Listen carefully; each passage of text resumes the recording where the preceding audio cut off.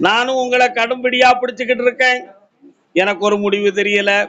இந்த தொழிலை நடத்தவா, எல்லாம் டாக் போக்குன்னு எவன்ட்டையாவது ஒப்படைச்சிட்டு வேற ஒரு தொழிலை தொடங்கி உங்க பேர்ல நடத்தவா, எப்படி கிடைத்ததுன்னு தெரியலையே அப்படின்னு நீ குழம்பிக்கிட்டு இருக்கியான்.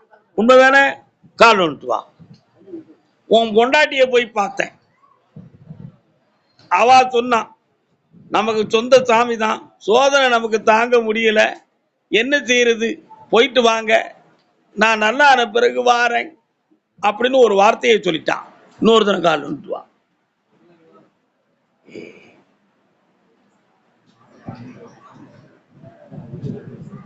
அப்படியா? வா மகனே, சனி பகவான் மீனத்துக்கு வருவது வரை நீ பொறுமையோடு காக்க வேண்டும்.